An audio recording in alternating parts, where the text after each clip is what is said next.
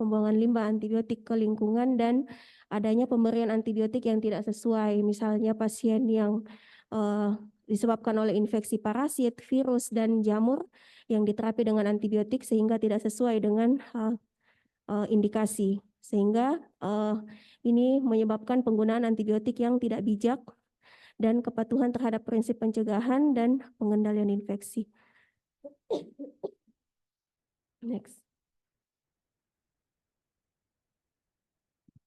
Penggunaan antibiotik yang rasional di rumah sakit ini terbagi dua, yaitu profilaksis dan terapi, di mana profilaksis ini biasanya kita gunakan untuk pencegahan, biasanya digunakan di rumah sakit itu untuk pembedahan ya.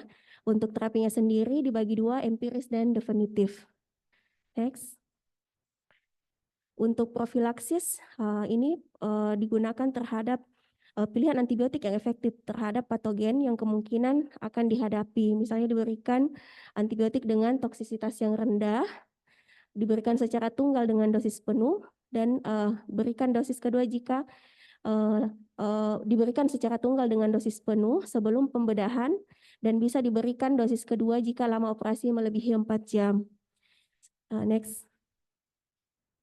Untuk antibiotik terapi yang terbagi dua tadi, empiris dan definitif, di mana empiris penggunaan antibiotik pada infeksi yang belum diketahui jenis bakterinya dan pola kepekaannya, sehingga hasil kultur dan mikrobiologinya belum tersedia dalam 24 hingga 72 jam. Untuk definitifnya diberikan jika sudah diketahui jenis bakteri penyebab dan pola kepekaannya atau hasil kulturnya.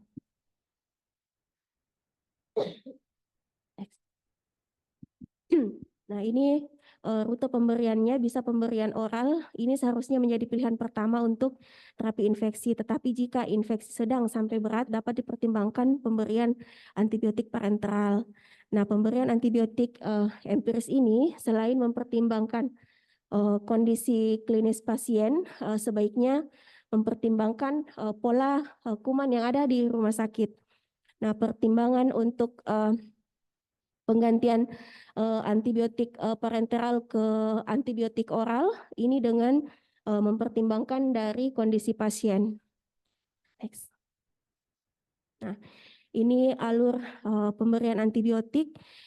Jadi ada banyak yang terlibat dalam pemberian antibiotik yang rasional di rumah sakit, yaitu dokter, laboratorium, apoteker, PPI, dan tim yang tim PPRA.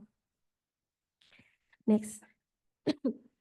Nah, penggunaan antibiotik yang rasional yang sesuai dengan penyebab infeksi dengan regimen dosis optimal, lama pemberiannya optimal, efek sampingnya minimal, dan dampak minimal terhadap munculnya mikroba yang resisten. Nah, resisten tidak dapat dihilangkan tetapi dapat diperlambat dengan penggunaan antibiotik yang rasional, sehingga kita harus mengambil bagian untuk mencegah terjadinya resistensi antibiotik. Nah, resistensi yang kedua itu resistensi antimikroba, di mana kemampuan mikroba untuk bertahan hidup terhadap efek antimikroba sehingga tidak efektif untuk penggunaan klinis. Nah, infeksi akibat bakteri resisten ini bisa menyebabkan peningkatan waktu perawatan dan risiko kematian. Nah, ini penggunaan antibiotik yang rasional itu harus tepat indikasi, di mana keputusan awal penggunaan antibiotik ini ditentukan oleh diagnosa infeksi bakteri dari klinisi atau dokter. Nah, tidak selamanya gejala demam kita langsung berikan antibiotik, karena antibiotik hanya diberikan pada pasien dengan pemeriksaan yang objektif dan menunjukkan adanya tanda infeksi, baik dari pemeriksaan fisik ataupun pemeriksaan tambahan lain yang diperlukan seperti laboratorium. Kemudian tepat dosis.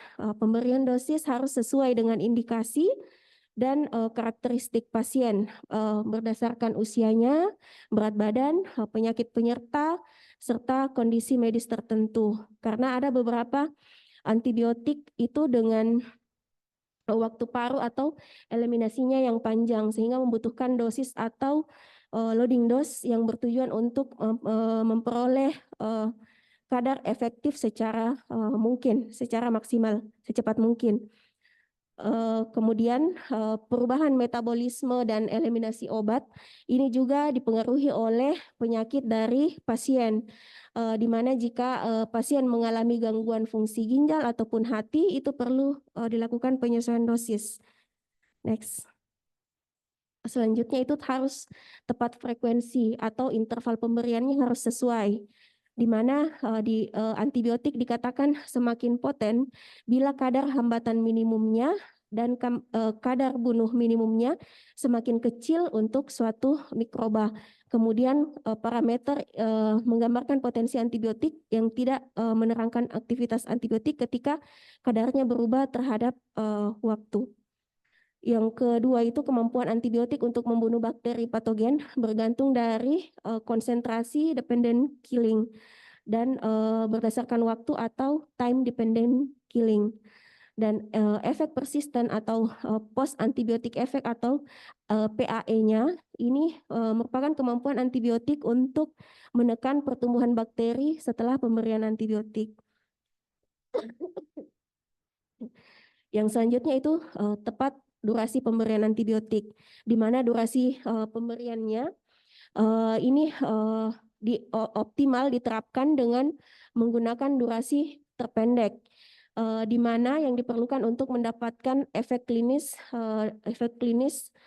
dan dari mikrobiologinya. Nah, antibiotik dengan durasi penggunaan yang terlalu singkat ini bisa menyebabkan resistensi antibiotik, sedangkan jika berkepanjangan ini selain menyebabkan resistensi juga menimbulkan efek samping dan ketidakpatuhan dan terjadi peningkatan biaya. Next.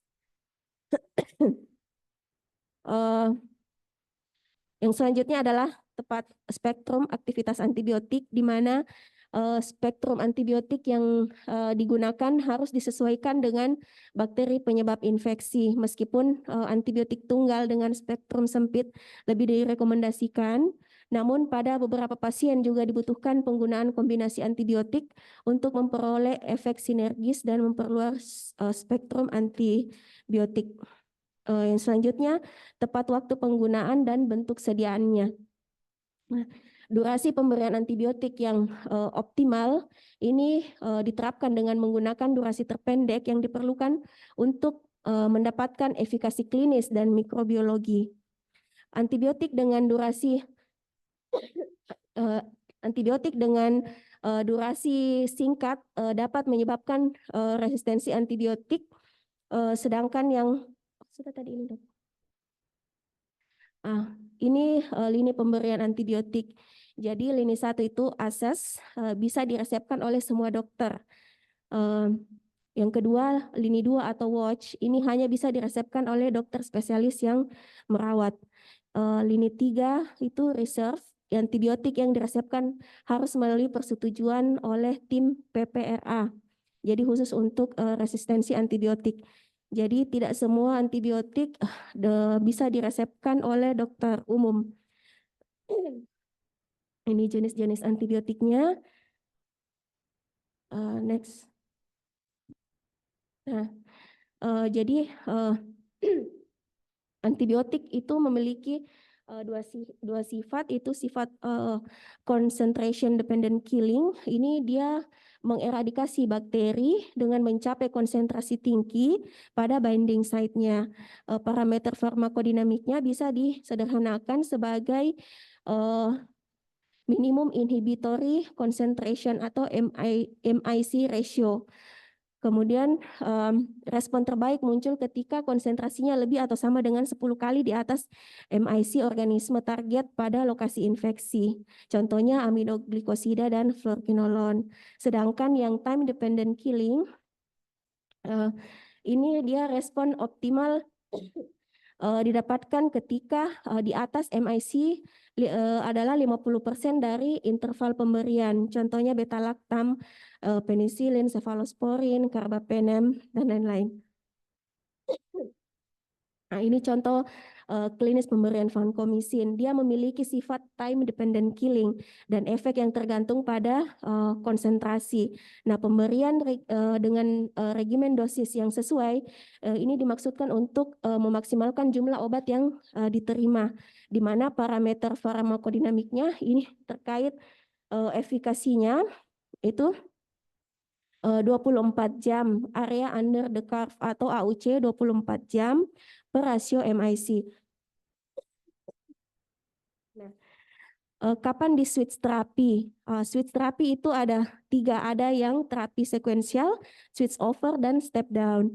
Nah, sekuensial itu obatnya sama, potensinya sama, contohnya levofloxacin, moxifloxacin. Sedangkan switch over itu obatnya berbeda, potensinya sama. Contohnya ceftazidime ke cefalosporin oral, dari intravena ke ciprofloxacin oral. Untuk yang step down, ini obatnya sama atau berbeda tetapi potensinya lebih rendah.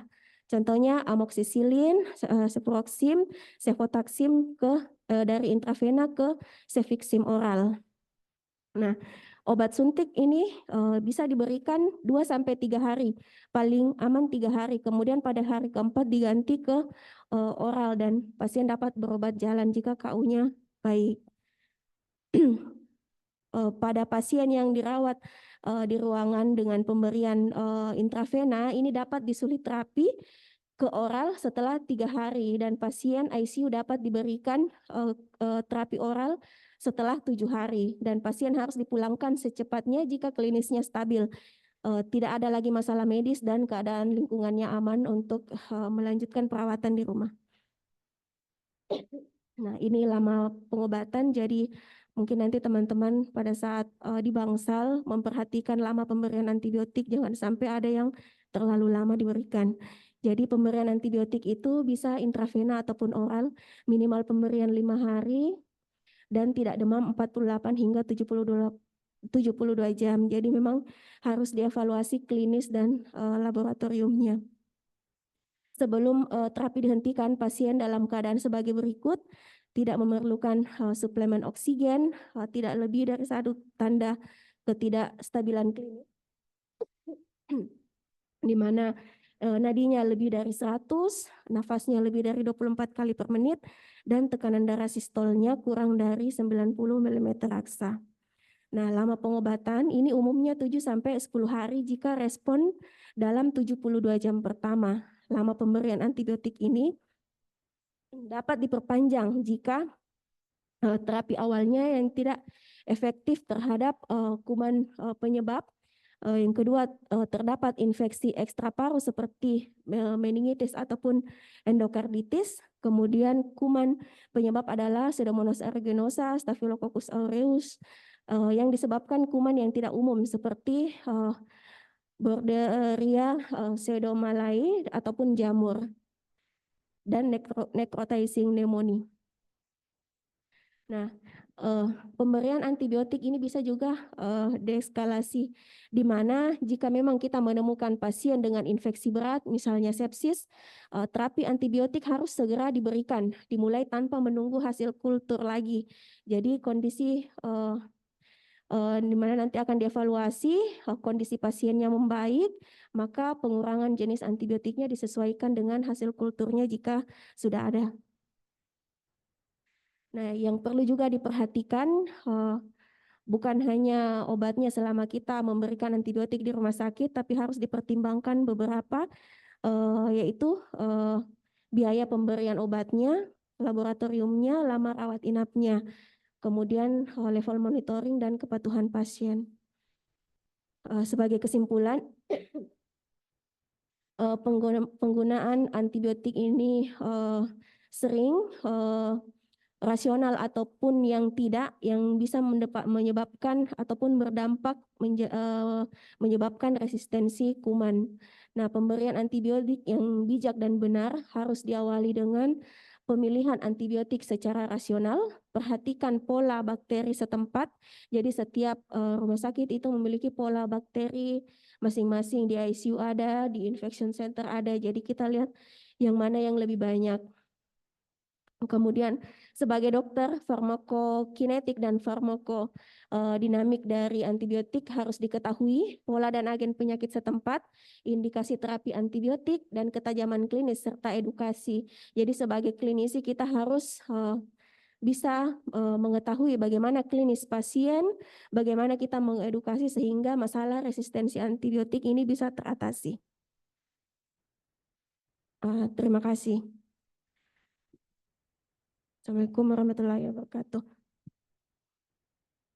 Mungkin ada tambahan dokter dari Dokter Nuka, Dok?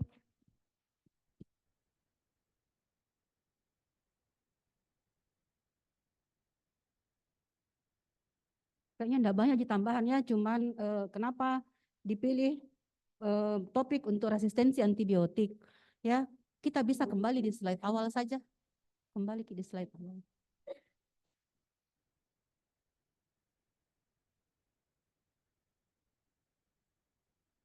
Kenapa dipilih? Kita lihat tadi contohnya ya, pemberian antibiotik pada pasien dengan HIV tadi. Langsung diberikan kombinasi, nah yang seperti itu ya. Jadi kita memang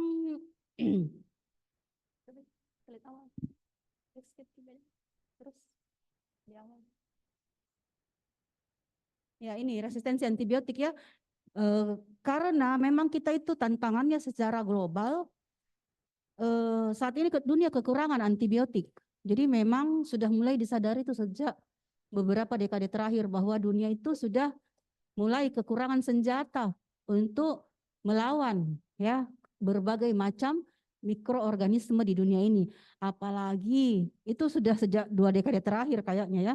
Sudah mulai sadar kita dari awal 2000-an kita sudah mulai kekurangan antibiotik, apalagi ditambah dengan adanya pandemi kemarin ya yang melanda dunia. Jadi dengan adanya apa namanya awareness stewardship antibiotik rational use ya. Ada siapa namanya tuh di mikro itu pokoknya kesadaran penggunaan antibiotik yang rasional dipicu karena memang yang satu banyaknya pandemi-pandemi baru. Kenapa bisa terjadi? Katanya salah satu teorinya itu mulainya mencair es di kutub ya, di mana ditengarai bahwa dalam es itu yang melting di kutub itu ada mikroorganisme zaman dahulu kala yang baru dan muncul. Itu ditengarai kenapa bisa ada tiba-tiba virus ya seperti coronavirus dan sebagainya ya. Jadi beberapa pandemi dalam beberapa tahun terakhir juga ditengarai seperti itu. Jadi memang kita selain karena pemakaian antibiotik yang tidak rasional yang memicu terjadi resistensi kuman, akhirnya memang kumannya yang mutan, yang kebal, juga ada beberapa dari katanya tanda kutip ya dengan salah satu efek pemanasan global, es di kutub mencair itu juga bisa membuat hidup kembali mikroorganisme yang tadinya mati suri berada dalam es di kutub itu, sehingga dunia itu terus mencari antibiotik terbaru yang bisa digunakan untuk melawan segala macam bakteri yang ada pada saat ini. Jadi ini memang tantangan dan masalah secara global ya, dan memang itu akhirnya akan membuat berat pada beban ekonomi ya. Kemudian kita lanjut, ada lagi kah yang kita mau? Jadi ini antibiotik di rumah sakit itu tadi ada 2 ya pemakaiannya, ada profilaksis, ada yang sebagai kuratif juga. Jadi memang ini terapi ya, profilaksis dan terapi untuk di paru kita pakai empiris dulu, seperti tadi itu yang terapi HAP ya. Kita pakai empiris dulu, setelah itu kita akan menyesuaikan dengan hasil kultur. Jadi tetap kalau kita memang ada kecurigaan, makanya yang kemarin hari Senin yang saya tanya, kenapa kalian tidak berani mengatakan ini TBC saja? Dia leukosit hanya 12.000 kok, terus tanda-tanda vital juga stabil. Ya, kalau memang kita curiga ada infeksi akut, kita bisa tambahkan terapi empiris. Terapi empiris itu biasanya di PDP itu ada 2 ya tadi kombinasi ya. Kalau dia ada antara kombinasi antara cephalosporin dengan macrolide. Terus kalau kadang-kadang kalau fluoroquinolone dia bisa diberikan tunggal ya toh. Terus sekarang itu nanti kita definitif nanti setelah dapat hasil kultur. Jadi itu dia tadi ada teori deeskalasi. Jadi deeskalasi itu dari yang kita berdasarkan pola kuman dulu, pola kuman jadi makanya sangat penting. Kemarin Dokter Esti diminta untuk mengumpulkan pola kuman di Rumah Sakit Wahidin. Karena kita mau terbitkan lagi CAP terbaru, pedoman PDPI untuk CAP yang terbaru ya. Jadi memang kumannya sudah mulai bergeser. Jadi kenapa ada pembagian CAP, HAP yang tadi dibahas adalah HAP ya. Itu sebenarnya adalah berdasarkan pola kuman. Pola kuman CAP itu kalau dia di Western memang dia betul-betul pola kuman yang ada di masyarakat itu betul-betul dari gram positif.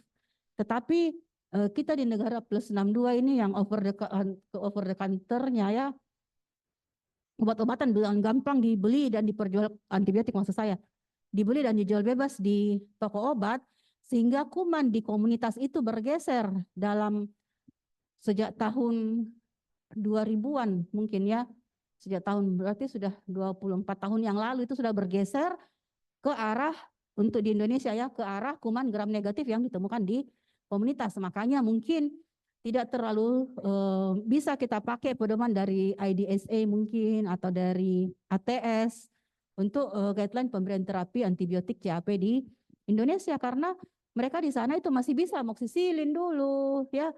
Karena dia masih bisa, tidak sering orang pakai amoksisilin di sini. Kalau kita ke toko obat sekarang sudah dulu waktu sama zaman saya koas, amoksisilin itu juga dijual bebas.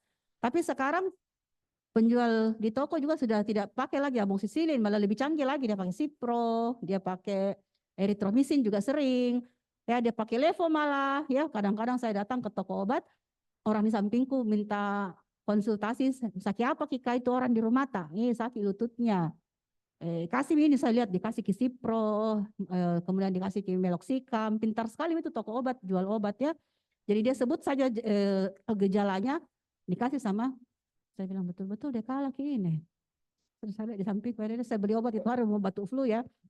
Jadi memang karena kita penjualan obat-obatan di luar resep dokter itu sangat bebas sehingga jangan salah kuman CAP di Kota Makassar itu di Rumah Sakit Wahidin apa Mi? ST kemarin yang penelitiannya di ST deh. Klebsiella itu kuman gram apa? Gram positif atau negatif? Negatif ya. Jadi itu dia bilang paling banyak. Jadi CAP itu tidak sama di luar. Kalau di luar memang dia masih Streptococcus mungkin ya. Kalau kita langsung Klebsiella ya. Jadi memang pemilihannya untuk CAP itu kalau kita itu agak berbeda mungkin dari yang di luar ya. Jadi kita itu langsung juga ke kombinasi dari dua obat dengan azitro dan cephalosporin misalnya ya. Nah itu adalah pemberian terapi ya pada pneumonia ya, infeksi di paru khususnya. Kita itu deeskalasi. Saya pernah dapat pasien juga dari daerah, itu ternyata mereka malah terbaliknya, dia eskalasi dari terapi yang narrow dulu ke yang broad spectrum.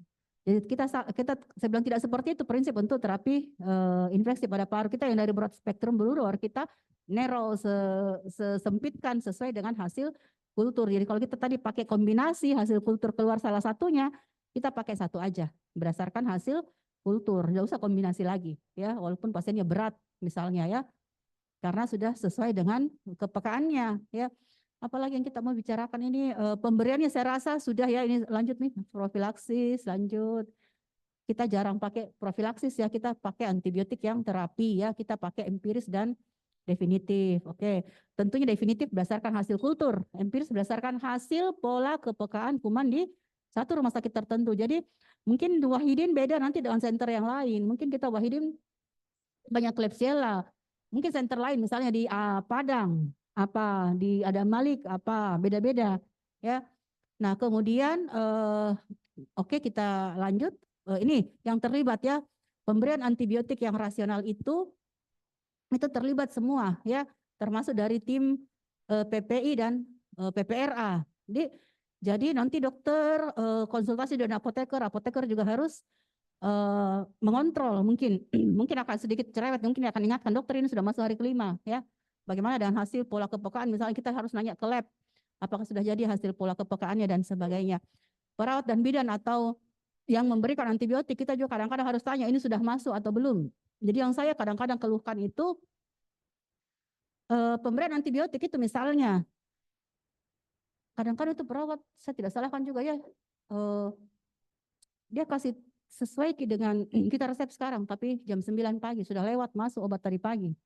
Dia akan tunggu sampai jam 3 sore untuk sesuai dengan jam suntiknya. Kita juga tidak bisa tidak bisa terlalu mengandalkan mereka karena mereka jumlahnya sedikit. Jadi kalau saya bilang ada pasienmu yang memerlukan saat ini jangan.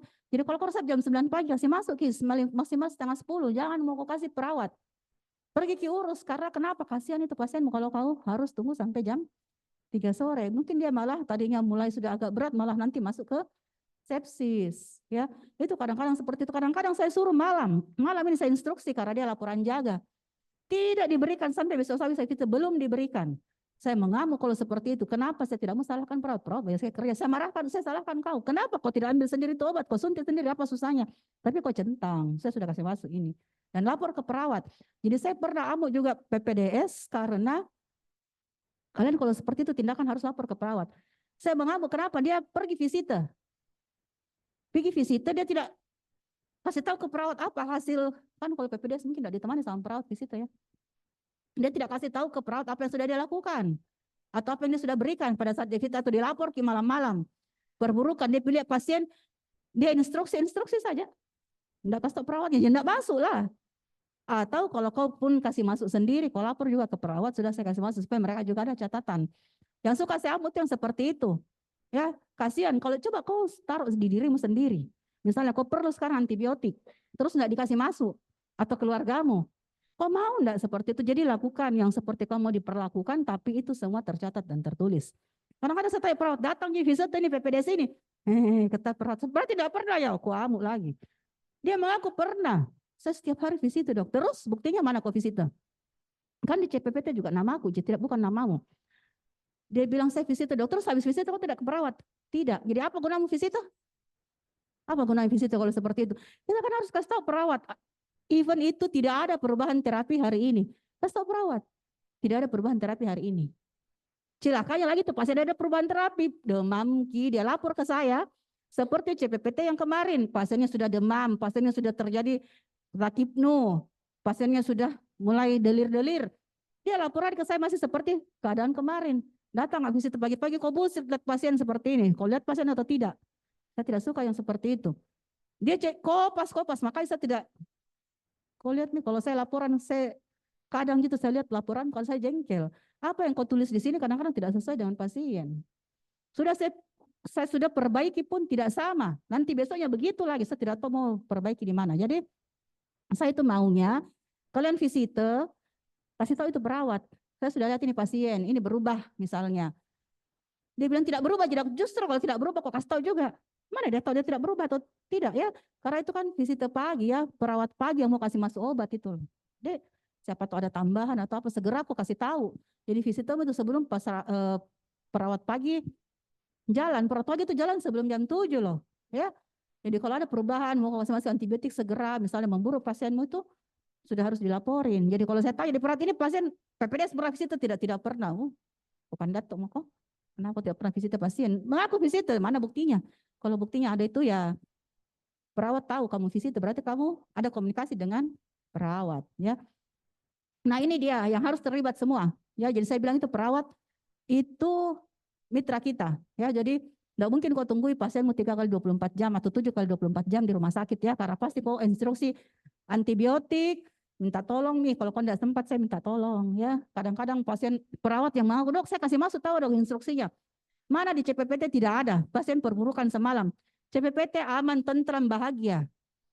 Ya Allah tidak ada perburukan, saya bilang mana perburukannya ini? Tapi perawat mengaku, tahu dok ada tadi malam datang, saya tensi, saya mana tulisannya, tidak ada bukti. Jadi apa yang kau lakukan itu yang kau tulis, apa yang kau tulis sudah kau lakukan ya. Jadi saya tidak suka yang seperti itu. Ini semua harus terlibat ya. Lanjut nih. Apalagi penggunaan antibiotik yang rasional dan pentingnya untuk mengetahui resistensi antimikroba ya. Jadi ternyata itu tadi yang dibahas sama Dokter Ilmi. Itu limbah pembuangan limbah rumah sakit itu juga tidak boleh sembarangan karena Tadi dibuang sembarang tempat, datang hewan-hewan pakai di situ, akhirnya terjadi resistensi terhadap antibiotik tersebut. Itu juga salah satunya. Jadi tidak kaleng-kaleng itu ya di limbah apakah pembuangan limbah rumah sakit, dia tidak main-main, itu harus betul-betul ditangani dengan baik. Terus apalagi lanjut, tepat indikasi, dosis. Ini yang paling penting, frekuensi atau intervalnya tadi saya sudah singgung ya. Jadi kalau dia harus segera jadi dalam guideline surviving sepsis campaign SSCC. SSC itu harus masuk antibiotik 1 jam setelah sepsis itu ditegakkan. Jadi kalau sudah tegakkan sepsis, kok instruksi perawat nanti dia tuh akan taruh nanti berikutnya lagi lewat kok kasih masuk sendiri, tapi kau tulis, kau catat, kau lapor ya. Kasih masuk sendiri, kasihan kalau itu terjadi di dirimu atau di keluargamu. Nanti kalau disesuaikan dengan waktu pemberian obatnya perawat, waduh, tapi kadang ada perawat yang baik. Jadi kau harus komunikasi dengan baik ke mereka ya. Apalagi durasi. Oke. Spektrumnya ya, tadi kita harus mulai dari yang kita pakai terapi prinsip deeskalasi, berarti broad spektrum ke yang narrowing ya. Kemudian nanti switch penggantian bentuk sideways, berarti dia switch ya, tadi sudah diterangkan juga. Nah ini dia ada beberapa antibiotik yang memang harus sesuai dengan, jadi yang di reserve seperti meropenem. Makanya tadi saya tanya itu ke dokter Audi, kapan kamu periksa prokalsitonin pada pasien dengan pneumonia? Apakah kita tegakkan pneumonia terus kita tidak yakin? Jadi harus cek prokalsitonin dulu untuk bisa dapat antibiotik, tidak kan? Tapi kapan pemeriksaan prokalsitonin diperlukan? Itu salah satunya adalah untuk mengeluarkan antibiotik yang di reserve ya, jadi bisa ya, boleh. Nah kemudian apalagi ini tadi yang kapan dia concentration dependent, kapan time dependent ya, sudah diterangkan sama dokter Ilmi. Apalagi lanjut nih, kayaknya enggak ada Midi. Switch terapi, oke ini switch terapi kan sudah ya, jadi pasien itu di switch terapi apabila kita lihat klinisnya pemberian antibiotik 2-3 hari baik ya, bisa kita switch saja langsung ke yang oral ya. Apalagi kalau tidak ada gangguan dalam penyerapan, biarpun dia sudah bebas demam, dia sudah berkurang sesak atau batuknya misalnya ya, ternyata tapi mungkin ada dia malabsorpsi obat, misalnya pasiennya gastropati obat misalnya karena DM misalnya ya, atau dia ada memang ternyata dia masih ada misalnya melena atau apa ya yang menyebabkan susah untuk menerima oral ya, di stop ke oralnya, mau di apa nih, terpaksa kita lanjut ke IV terus. Di kenapa saya lihat ini mengantuk semua orang, 1, 2, 3 ada di situ lah, di sini 2 saya lihat tadi mengantuk semua. Memang begitu dia kalau disuruh dinyanyikan orang di Ilmi tidur dibawa, bilang kenapa kau tidur, kenapa kau tidur tadi, kenapa kau tidur, jaga kata tadi malam, saya kira belum kok disuruh tandem. Nah jadi kegiatannya deh Ilmi belum itu, belum di rumah sakit juga belum kan. Justru kalau belum di rumah sakit belum boleh masuk ya, nggak boleh tandem deh. Apa nih kau bikin tadi malam, mana tidur kok semua? Mulai itu naik itu suaraku kalau begini, tidur di bawah enak saja. Padahal saya juga punya yang lain, kalau kalian mau tidur saya juga izin aja lagi. Saya punya rapat sebenarnya 11:30. Kalau 11:30 saya dari sini berarti saya terlambat kan, karena saya rapat. Baru kalau kau mau tidur bilang saja, dokter berhenti mau ke dokter, capek mak, saya mau ngantuk di sini. Lebih saya mau tidur pulang. Ya, aku bilang begitu. Supaya kita tidak sama-sama buang-buang waktu. Buang-buang waktu kasih menyanyi-menyanyi, sudahlah dibacakan sama Ilmi. Dek, barangkali tidak ada pertanyaan, Dek. Sudah selesai switch terapi ya. Jadi switch terapi tadi seperti itu. Ya kita punya prinsip adalah deeskalasi kalau di paru. Ya saya tidak tahu di bagian lain. Kalau kita, tapi saya rasa sama prinsip pemberian. Jadi kalau mau baca itu, apa tadi saya bilang? Tidak, deadline-nya dari mikro, subhanallah, saya lupa namanya itu tadi yang awareness, antibiotik, oke begitu deh. Pokoknya implementasi dari kita punya apa awareness itu apa sih? Awareness tak ke anti apa awareness? Kewaspadaan. Nah, begitu ya, stewardship. Jadi ada kewaspadaan terhadap penggunaan antibiotik. Kita pakai prinsip deeskalasi, saya rasa semua sama sih. Saya tidak tahu itu dokter dari mana, itu dia tidak pernah update ilmu, barangkali dia bilang harus kita kasih dulu yang ini dok, nanti kita kasih yang terbalik, itu prinsipnya ya. Nah ini tadi biaya pengobatan juga. Jadi bukan hanya obatnya ya biasa. Kalau dokter praktek swasta itu kadang apalagi kalau antibiotiknya itu anti TBC ya, ATD, anti tuberculosis drugs itu ada memang dokter di luar sana yang apalagi kalau dia pasiennya umum, saya tidak tutup mata ya, dia kasih juga obat FDC itu yang berbayar, yang 1 bulan itu bisa 1.500.000 tergantung berapa dia pakai ya. Nanti pasien padahal ada yang gratis di puskesmas. Kalau kau tidak mau jadi dokter tidak mau kirim pasienmu ke puskesmas,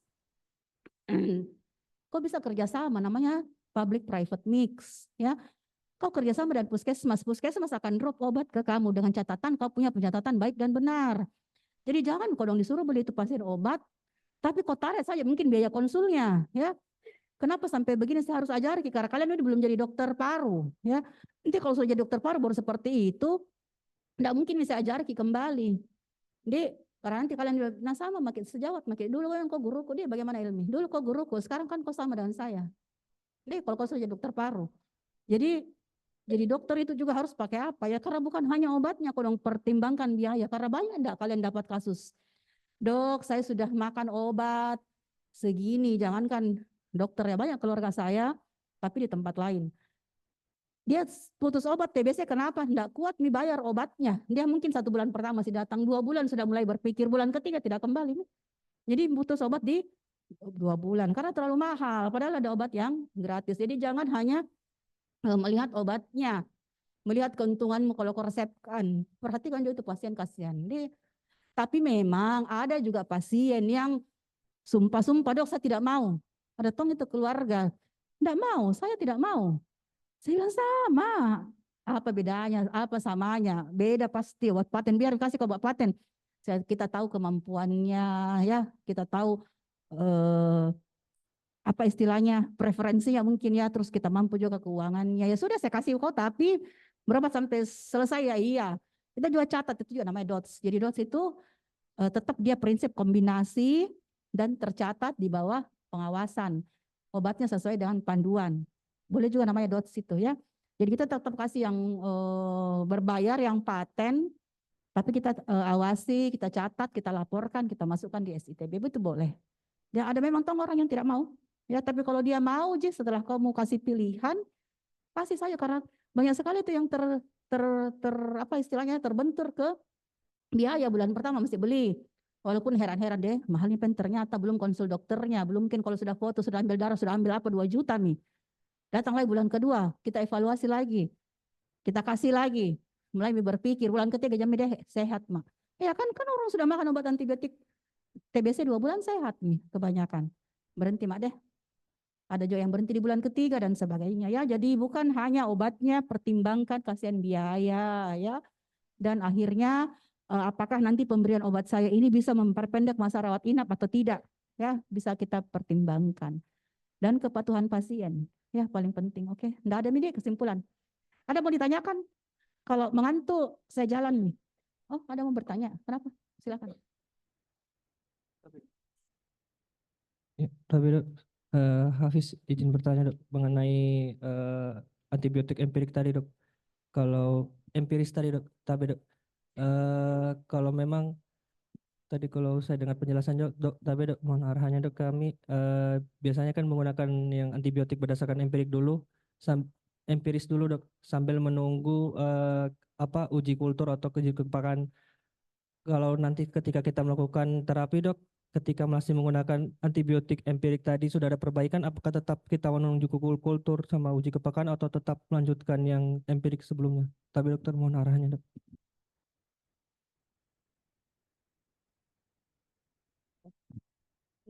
Assalamualaikum. Assalamualaikum warahmatullahi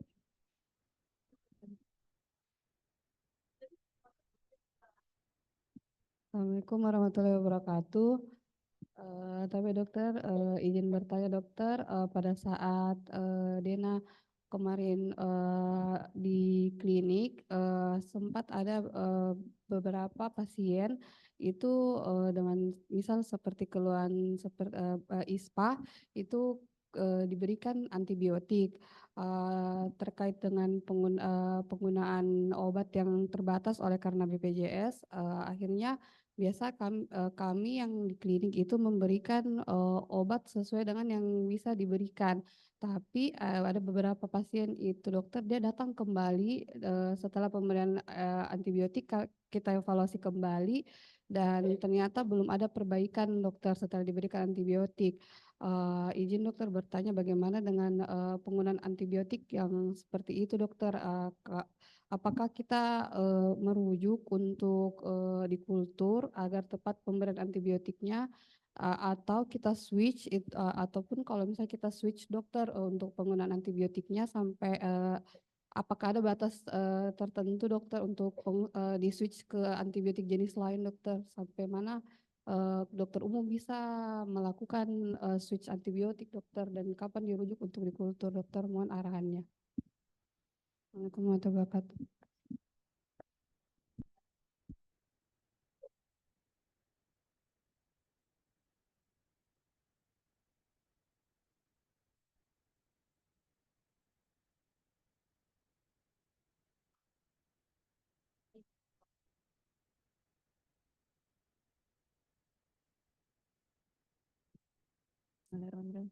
Ya, tapi dokter izin bertanya dokter, terkait penggunaan antibiotik dokter, misalnya pasiennya sudah kita berikan terapi antibiotik empiris, tapi tidak ada perbaikan dari klinisnya dokter, apakah nanti misalnya setelah keluar kultur ternyata antibiotik empiris yang sudah kita berikan ternyata dia sensitif dokter, lalu tetapi secara klinis pasien belum ada perbaikan, apakah antibiotiknya kapan kita bisa switch antibiotiknya dengan antibiotik lain, atau apakah kita kombinasi antibiotiknya dengan antibiotik yang lain dokter, atau kita ganti sekali diganti dokter antibiotiknya. Terus izin dokter, pertanyaan kedua juga untuk pasien yang kita curigai TB dokter, apakah bisa kita berikan langsung antibiotik di awal sebelum tegaknya diagnosa TB, karena terkait pemeriksaan mikrobiologi kan kadang butuh waktu dokter untuk keluar hasilnya untuk menegakkan diagnosis TB-nya dokter.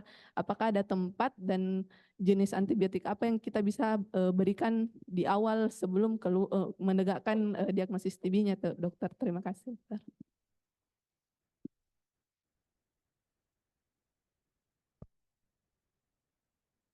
Tiga mau dulu. Sok-sokan saya ini saya sudah lupa pertanyaan ini. Apa pertanyaan tadi? Sampai menunggu kultur, oh ada perbaikan. Jadi kalau dia terapinya empiris, kemudian dia, jadi memang itu untuk yang paling sering itu pneumonia ya, kita contoh pneumonia, tapi sama aja dengan infeksi pada paru lainnya. Sering memang tahu kita kasih berdasarkan, kadang-kadang namanya empiris itu berdasarkan data bukan kuman yang ada sebelumnya di rumah sakit itu misalnya ya.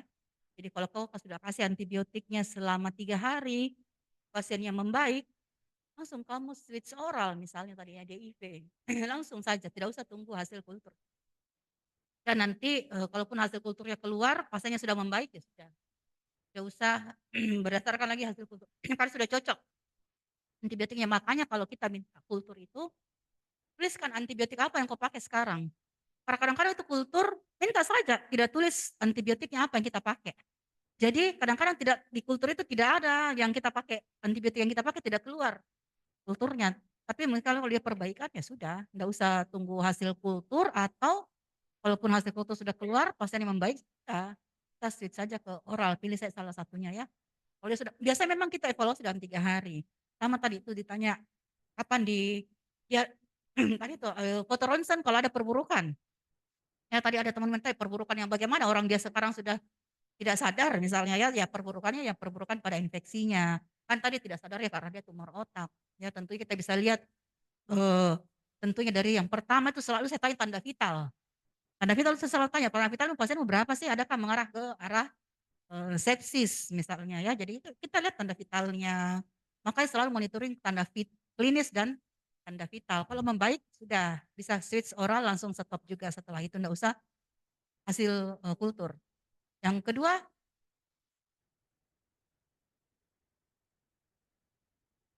oh sama saja. Jadi kalau kita itu juga sama Ji. dokter paru kalau saya praktek juga baru pasien BPJS terbatas ki obatnya. Jadi ada jadi dokter itu sekarang ada 2 ilmunya. Ada memang ilmu yang sesungguhnya, ada ilmunya BPJS. Jadi kita harus bisa kombinasikan kedua itu. Jadi misalnya kamu sudah kasih antibiotik berapa lama sih?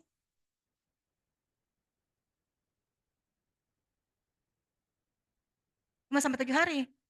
Hmm. Hmm. Bisakah kasih antibiotik 5 hari, Dik? 5, saya kayaknya enggak bisa 7 hari, Dik. 5 hari, Ci.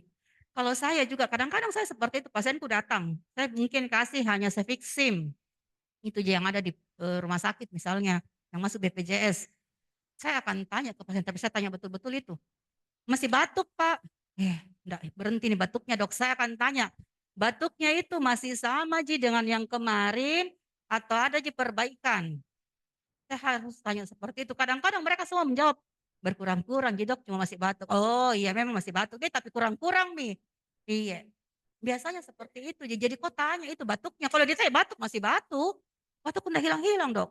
Oh, saya kejar bagaimanakah dari awal batuk terus kika atau ada Ji perubahan.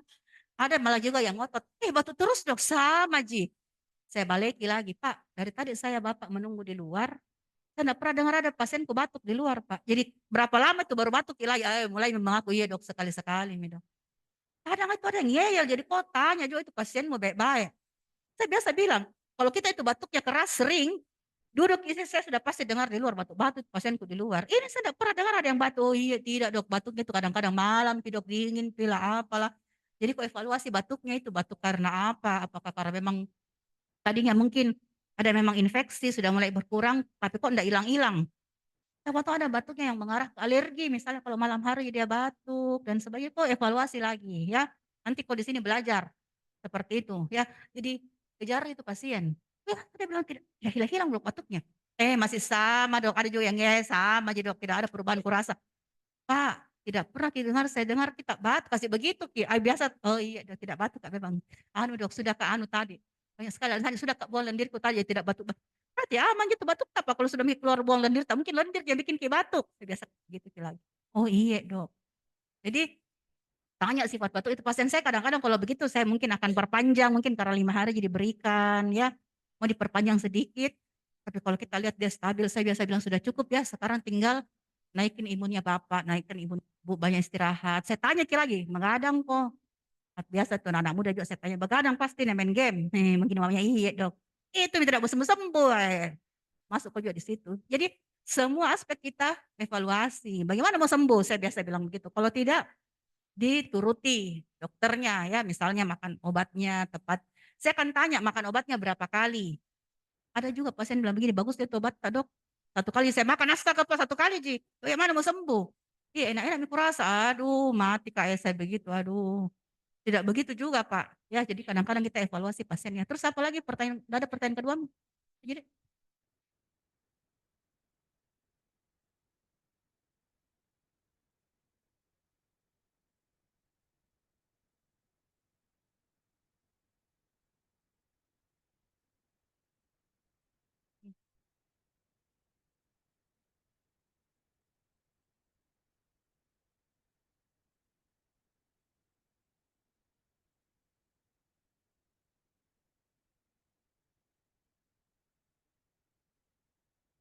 Heeh.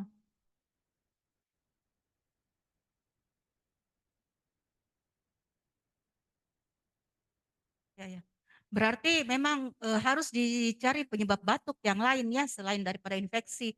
Siapa tahu memang dia ada batuk yang PPK, asma kayak saya sering Kak batuk itu ya selain dari batuk memang mungkin tadi dia ketimpangan dan infeksinya. Jadi tanya jadi di sini Miko belajar bagaimana dia pola batuknya ya. Kemudian yang kedua yang saya mau tekankan tidak semua itu bisa dikultur. Even itu di rumah sakit Wahidin ya. Di rawat jalan kok enggak bisa kultur itu, enggak bisa kan? Karena enggak tercover kok dong, maka ilmunya BPJS tidak tercover lagi sama BPJS. Ya, jadi tidak semua itu bisa dikultur, apalagi kalau dia pneumonia-nya hanya ringan misalnya atau hanya bronkitis akut. Ya, tidak ada gambaran foto ronsen bronkitis akut. Enggak dikultur karena memang apa istilahnya satu tadi kita terkait biaya pastinya walaupun bukan BPJS kasihan pasiennya umum pun Jangan mau ke kodong minta kultur, kalau dia baik-baik saja masih bisa datang di poli. Yang kita kultur itu yang sedang sampai berat. Karena kadang-kadang seperti tadi teman bilang kalau dia sudah sembuh dengan antibiotik empiris pun enggak dikultur, ya maksudnya tidak usah ngotot. Jadi kita itu kultur ada di guideline memang itu hanya yang kita rasa kita lihat dari awal, oh ini akan bisa jadi kayak tadi ada faktor komorbid, ada faktor yang memperberat kemungkinannya. Itu baru kita kultur. Tapi kadang-kadang sini saya semua anak saya suruh kultur. Kultur saya kalau kau kasih antibiotik kau kultur, berarti kau sudah yakin ada kumannya ya. Kemudian itu Dik. Kemudian tadi pertanyaannya itu tadi Dik kalau belum keluar. Oh, walaupun dia sudah dikultur. Bagaimana tadi sudah dikultur? Mm.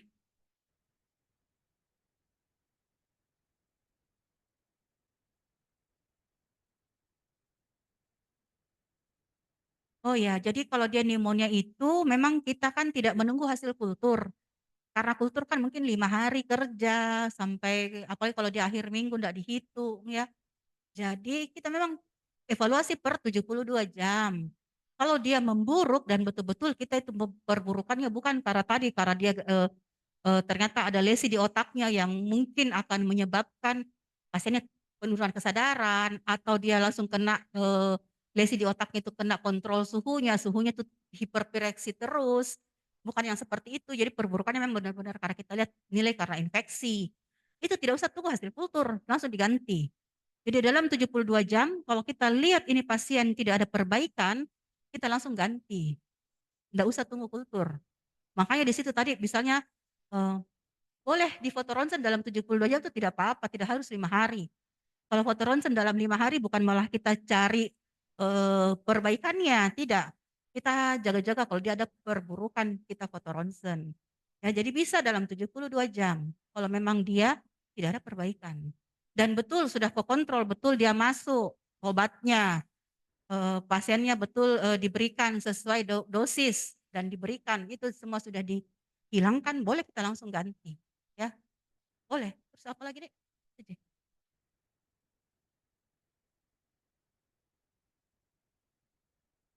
Oh, tunggu hasil antibiotik OAT. Oh, tidak bisa, tetap tidak bisa ya kalau klorpenon tetap tidak bisa untuk pasien kecuali pasiennya itu memang mengancam nyawa dan dia butuh itu obat.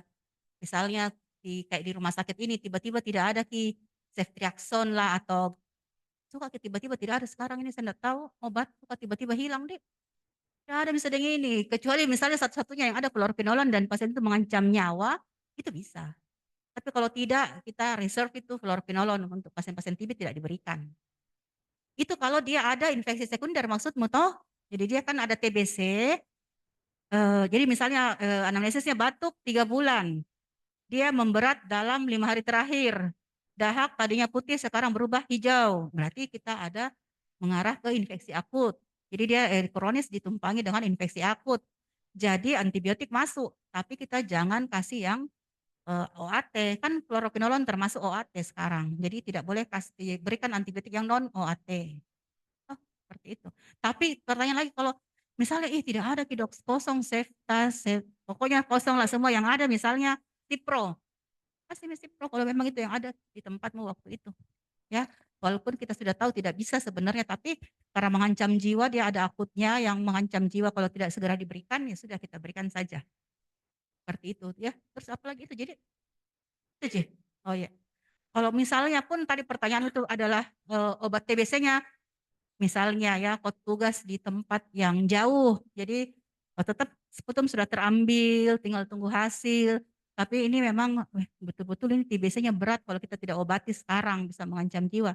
Berikan saya juga obat TBC-nya boleh. Jadi kan sputum sudah terkirim, tidak usah tunggu hasil misalnya ya. Seperti itu. Boleh juga itu namanya kan TB klinis. Pada awalnya nanti datang hasilnya baru kita rubah di pencatatan dan pelaporan ya. Terus apa lagi? Apa tadi mau bertanya? Kan ada 3 cara. Yang pertama sekuensial, yaitu obat yang sama dengan potensi yang sama. Kemudian switch over, itu obat yang berbeda dengan potensi yang sama. Kemudian step down, obat yang sama atau berbeda dengan kekuatan yang lebih rendah. Kemudian kalau misalkan saat kita terapi di awal tidak ada perbaikan dan ingin kita naikkan, apakah ada switch ke yang lebih tinggi, Dok, begitu? Atau kalau perubahan itu harus ke yang lebih rendah terus obatnya, Dokter Tabe, Dokter? Supaya saya tidak lupa langsung, Dek. Jadi itu kita prinsip deeskalasi. Jadi selalu yang paling apa, Dek? Yang paling kuat. Maksudnya begini, yang broad spectrum, bukan yang paling kuat sih. Yang broad spectrum ke yang definitif. Jadi selalu yang broad spectrum. Jadi masalah paling kuat atau tidak, ya bisa saja kita langsung masuk ke meropenem dulu kita kasih. Dek, bisa saja, tapi mungkin ternyata hasil kulturnya pasien ini sudah banyak sekali terjadi itu pada pasien-pasien ICU. Di ICU itu nanti sudah multi drug resistant di sana, sudah banyak sekali obat yang karena memang dia tertumpangi dengan kuman-kuman yang sudah lama ada di ICU, makanya itu ICU itu sebenarnya harus steril kasihannya. Tapi kenyataannya ICU di Rumah Sakit Wahidin itu seperti itu, banyak kalau kita kultur nanti dia banyak yang multi drug resistant, malah mungkin meropenem sudah tidak kuat. Jadi bukan yang lebih kuat, dia hanya antibiotik yang di reserve, yang ditahan. Jadi jangan karena kita nanti kalau Loski nanti semua antibiotik bisa kepake ya, jadi ada yang di reserve boleh. Dokter, Jadi terima kita kasih. selalu mulai dari yang broad spectrum yang masih bisa diresepkan tanpa tunggu kultur. Baik, Dokter, Seperti terima kasih. Dokter, izin satu pertanyaan lagi, Dokter. Arwan izin bertanya, apakah ada pengalamannya dokter dalam memberikan terapi definitif yang hasil kulturnya sudah keluar, tetapi dengan diberikan terapi yang sama tidak memberikan efek yang baik, dokter? Dengan memberikan terapi definitif dengan hasil kulturnya yang keluar, Dok? Iya, sudah diterapi sesuai dengan hasil kultur dengan terapi definitif, tetapi tidak memberikan perbaikan, apakah memungkinkan kondisi tersebut terjadi, dokter? yang ada malah kondisi yang ditanyakan ini, dia membaik sebelum hasil kultur keluar. Terima kasih, dok. Iya. Tapi saya tidak pernah, walaupun saya PPDS tidak pernah, kalau saya sudah sesuaikan dengan hasil kultur pasti baik nih. Tidak Terima pernah kasih, sih saya dapat. Dan agak-agak jarang ya, saya kadang-kadang malah dia sudah membaik semuanya dengan terapi itu ya, yang empiris. Ya cari komorbid lain untuk misalnya kenapa dia tidak sadar-sadar ini ternyata dia tumor otak misalnya, atau ternyata dia hipokalemia berat misalnya, sampai kok klinisnya tidak terlalu bagus ya, hipokalemia bisa macam-macam misalnya ya, karena ada penyakit ginjalnya dan sebagainya. Jadi Baik, terima kasih, dokter. ada itu pasien yang di neuro, Dek. Itu pasien yang siapa yang rawat di neuro, dia itu dengan sudah lama dia perdarahan intrakranial dari sejak 3 bulan yang lalu, tidak mau dioperasi, jadi dia masuk kedua kali penurunan kesadaran dengan infeksi. Kita terapi infeksinya bagus, infeksinya baik kasihan, tapi ya tidak sadar-sadar kenapa kayak di otaknya ada perdarahan yang tidak bisa dioperasi pada saat dia masuk kedua kali, karena sudah 3 bulan lalu ditawarin operasi tidak mau, tambah luas, setelah di CT scan tambah luas. Tapi sempat membaik ya. Jadi ada itu namanya teori lucid ya, sebelum kematian itu dia lucid, bukan lucid interval yang seperti biasa, dia lucid. Kesadarannya itu sempat membaik, dan kalau di Islam itu di situ dibilang, jadi banyak kan kalau kita melihat pasien tadi akan membaik dulu sesaat sebelum dia meninggal. Iya banyak yang seperti itu, pasien itu membaik, tapi ya tetap tidak bisa sampai sembuh, mungkin karena ada komorbid yang lain seperti kata dokter Esti tadi ya, lihat juga komorbidnya. Tapi selama kalau dia dia membaik, malah banyak yang terkejadian seperti masih terapi empiris sudah sembuh ya. Ada lagi? Oh ya.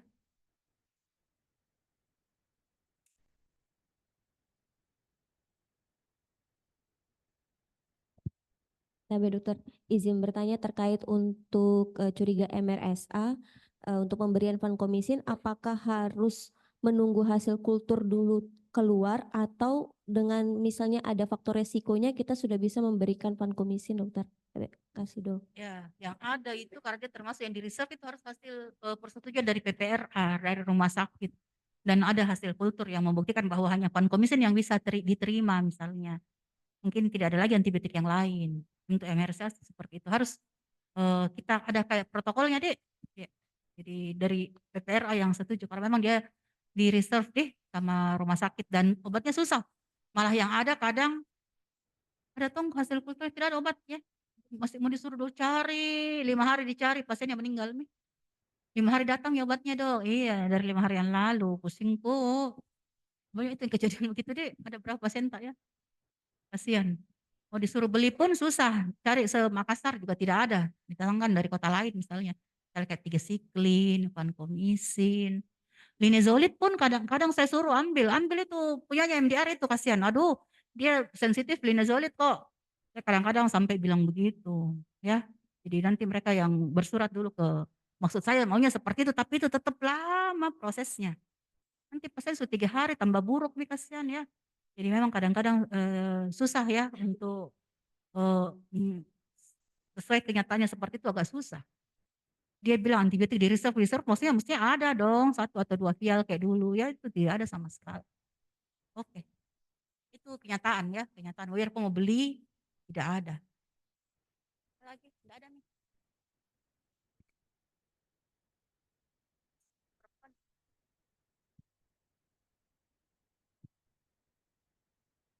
Bismillahirrahmanirrahim.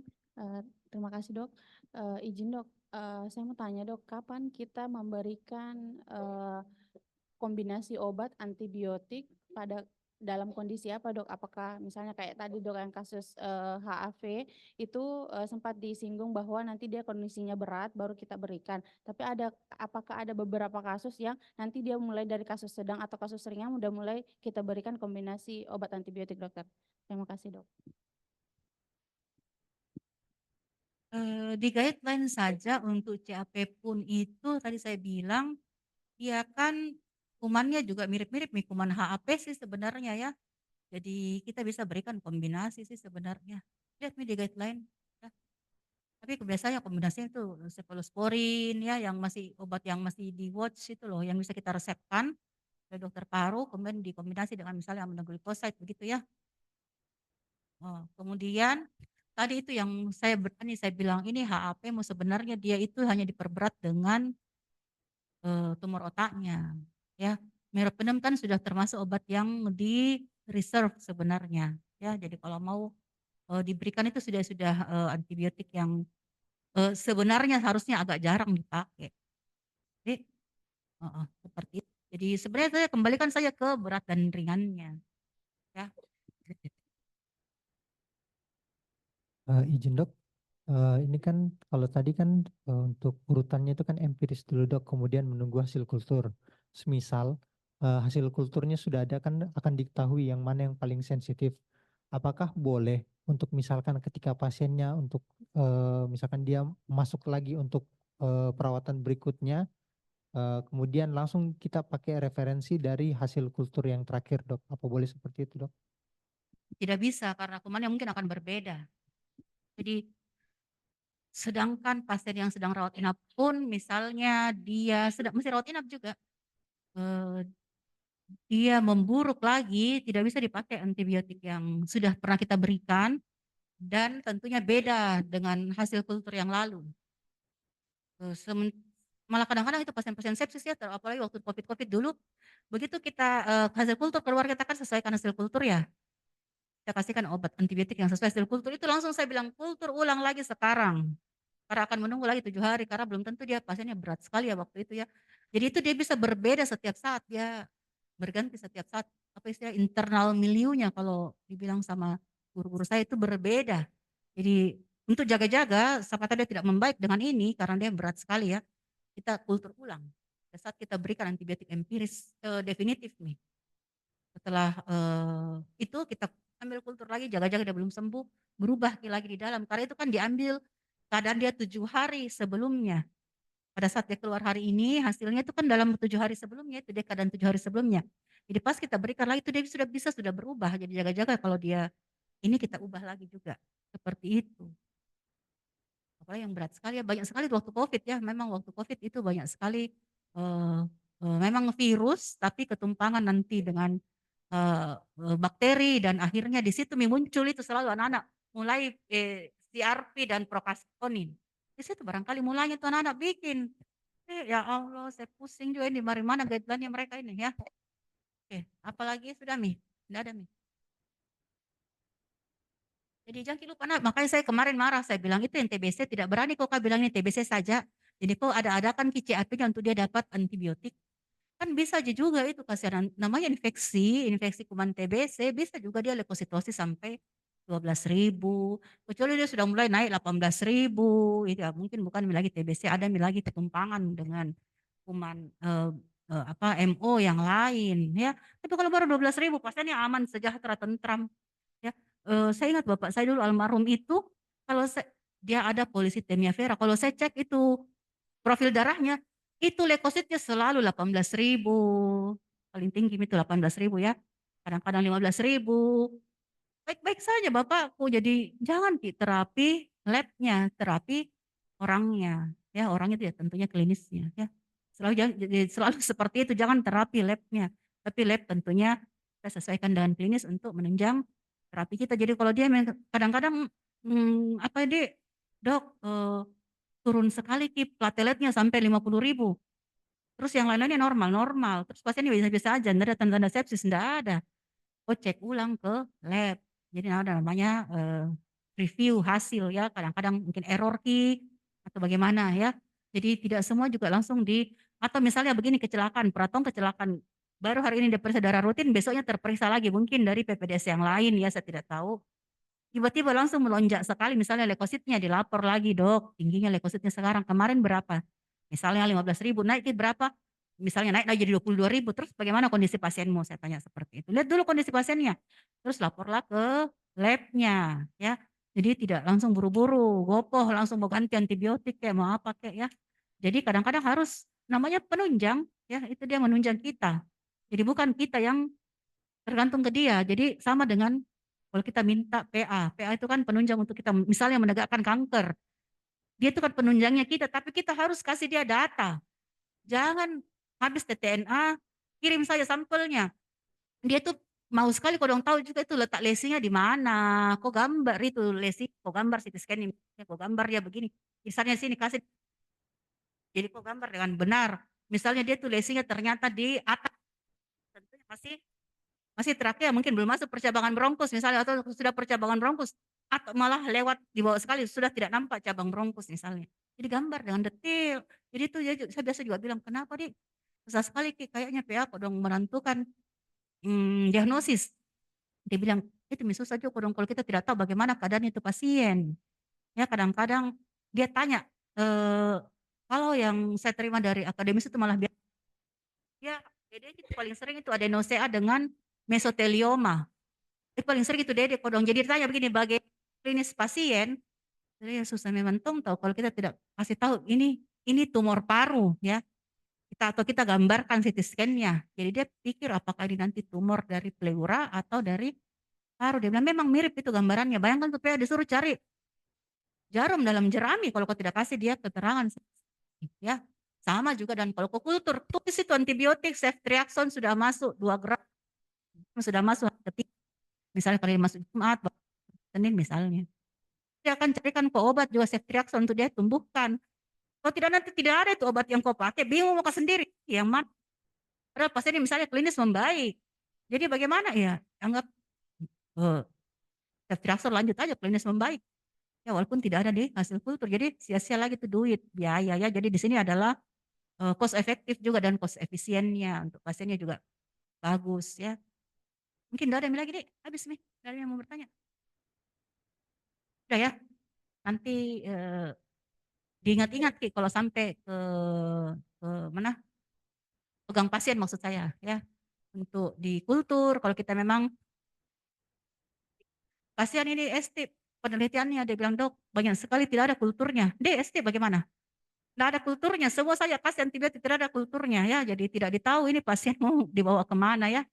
Oke paling terima kasih untuk perhatiannya, jangan kok tidur, tersinggung itu orang di depan kalau tidur kok bela deh. Saya itu tahu kalau orang tidur saya bisa sama diriku, dia tidak tertarik dengan topik di atas atau dia sudah tahu. Saya tidak tahu yang mana kalian di antara itu tidak tertarik atau saya kuasain itu hari-hari makananku misalnya ya.